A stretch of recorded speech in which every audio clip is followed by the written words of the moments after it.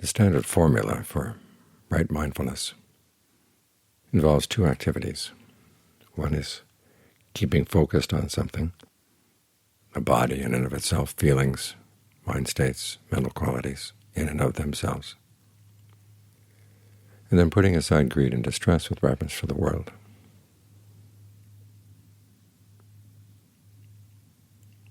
This is basically a description of how you get into concentration. You bring three qualities of mind to these processes: mindfulness, keeping something in mind; alertness, watching what you're doing while you're doing it, and seeing what results you're getting; and then ardency, trying to do this well, basically right effort. In the largest suttas on mindfulness, the emphasis is on the first activity. What does it mean to keep the body and mind in and of itself? What does it mean to keep track of the body in and of itself, or the feelings, whatever? And because the sutta is so long, everyone assumes that that's a complete description of mindfulness. But it's not. It's only focused on one part of the formula. There's no explanation of what mindfulness means, what ardency means, what alertness means. Nothing about putting aside greed and distress with reference to the world.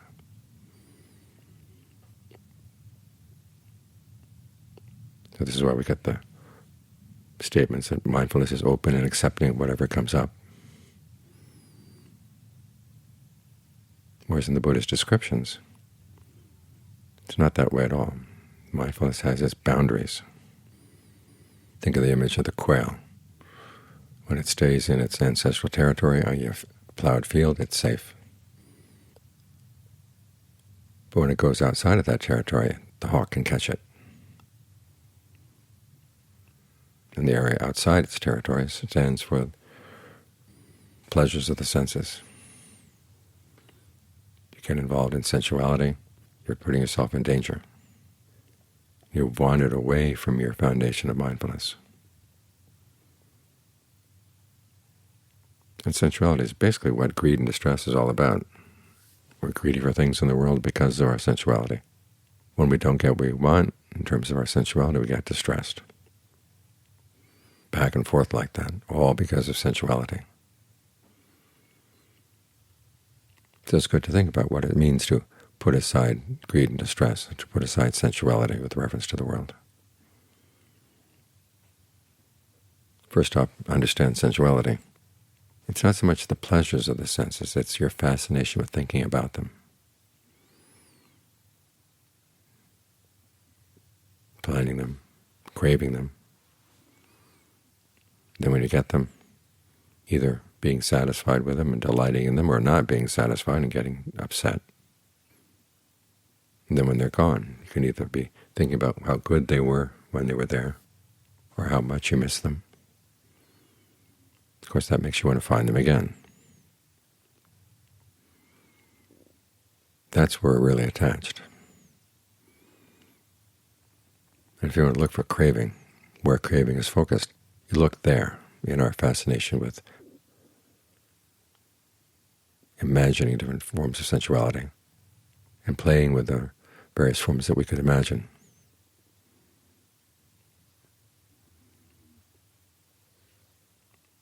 So you look for the allure. Why is it that you like this? And you look for the drawbacks.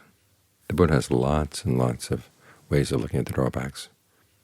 One is a series of analogies to take some of the glamour away from sensuality. Because there is that sense of glamour which is part of the allure. And we think that some of that glamour rubs off on us as we're thinking about these things. But the Buddha is basically saying, you're like a dog gnawing on a bone. That's not very glamorous. You're going around with borrowed goods, and the owners see you with their borrowed goods and they take them away. Whatever sensual pleasures you get, wherever you're getting them, they can be taken away. Some of the images, like the honey on a blade of a knife, admit that there is some pleasure to them, but they're dangerous. Others make them seem pretty empty entirely, like the dog gnawing on the bones. And some of them point out the dangers. When you're fixated on a particular sensual object, other people will be fixated on it too, and they want to take it away from you. Like the hawk. It's got a piece of meat, and other hawks and crows come attack it. And if it doesn't let go of the meat, it's going to die.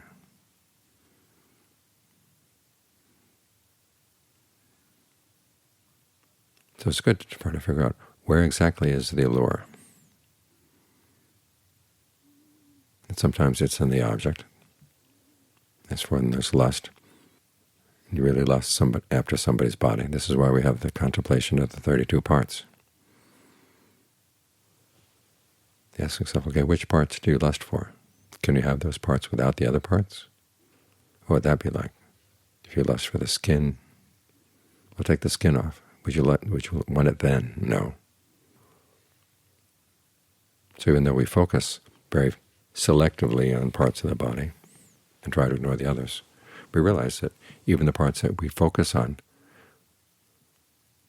would not be all that attractive if they didn't have the other more disgusting parts. Now we say this and somebody says, well, you're trying to give people a negative body image. Well, there's a healthy negative body image and there's an unhealthy negative body image. The unhealthy one is when you think other people have beautiful bodies but you don't. The healthy one is when you realize everybody has all these unattractive parts in their bodies. We're all equal in this way. And as long as we lust after these things, we're putting ourselves in a position of danger, a position of fear. And two of the fears, of death, as the Buddha enumerated them, comes down to fear of losing the body, fear of losing your sensual pleasures. And so by being attached to these things, we're putting ourselves in a dangerous position. So you want to look at them thoroughly. Are they really worth it? And then the question is that really where your craving is focused anyhow? Because a lot of times we think we desire an object, and it's not so much the object we desire, we have a perception about it. We're focused on the perception. We're focused on our self-image as it relates to that object, like the ugly, wealthy men who get trophy wives, hoping that some of their attractiveness will rub off on them. This plays a huge role, especially you see this especially in advertisements. If you own X, you're going to look attractive.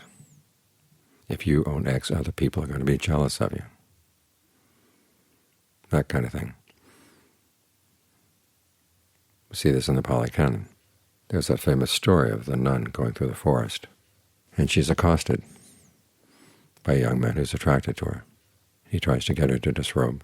She fortunately is a non-returner, so she's not interested. Now in some translations of the story, he comes on as being really crude and unappealing. The implication being, well, if he's a little bit more sophisticated, then she might have been interested. But the actual Pali text, some of the most sophisticated poetry in the whole canon. He's a real master of painting pictures, and the pictures he paints are not so much about sex itself, but of what she would become if she were to go with him. She would be like a golden doll. She would have all the clothes she could want. She would have people waiting on her. In other words, she's trying to appeal to her sense of herself as the pursuer of sensual objects and enjoying sensual objects. So he's basically trying to appeal to her sense of becoming, her craving to become something that's pretty impossible. A golden doll. Who would want to be a golden doll? And she sees right through it. She asks him, well, what is there in this body that you're attracted to? And she goes around all the unattractive features of the human body. He says, your eyes. She said, what is there attractive about eyes? And she said, there's mucus in eyes and tears in eyes, and they're just little globes. And here, if you want one, have one. She plucks it out. That scares him. He realizes what he's up against. He apologizes and leaves. She goes to see the Buddha, and she gets her eye back. So he's hoping that he can snare her, not so much with the pleasures of sex, but with what she would become as an enjoyer of those things. He's hoping that that's where her craving might be focused. You see the same thing in a John Lee's fantasy. When he was a young monk, he was thinking of disrobing. So one night he decided to think it through. What would actually happen if he disrobed? And you read his fantasy. And if you know anything about Thai society, you realize how impossible his fantasy starts out. He gets a good job. He wants a wife. He decides here he is, a peasant boy from the northeast, the poorest part of the country, and he wants the daughter of a nobleman. And in his fantasy he gets her. And there's one point where he says he wants to go home and show her off to his family and his relatives and his friends. In other words, it has little to do with her and a lot to do with what his friends would think of him if he had her as a wife. And then reality sets in. He realizes that he's going to have to force her to separate herself from her parents. They're going to disown her. She's going to have to work. She's delicately brought up. She's not going to be strong enough to do the work. She's going to die. She leaves behind a child. He gets a wet nurse to nurse the child. He ends up marrying her. Then they have a child. And then she starts playing favorites. His family life becomes a mess. He thinks to himself, if only I hadn't disrobed. Then realizes, no, I still haven't disrobed. It's just a fantasy. But look at that, all the suffering he would put those people through. First the nobleman's daughter, then the other woman, and then the kids. All because of his desire to look cool in the eyes of his friends. So you can reflect on your fantasies and realize how empty they are, and how much suffering they would entail if you really tried to follow through with them. It's one major step in putting aside greed and distress with reference to the world. Now, as the Buddha says, if you don't have the pleasure of the first jhana or something better, then no matter how much you see the drawbacks of sensuality, you're still going to go back to it. This is why the purpose of mindfulness practice is to get the mind into concentration, so you can strengthen that focus away from sensuality. So you're not going to be a slave to your cravings, a slave to your fantasies.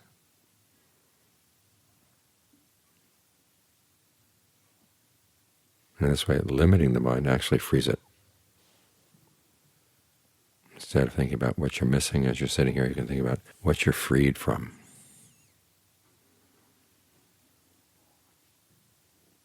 Appreciate the ability to find a sense of happiness that doesn't have all those drawbacks.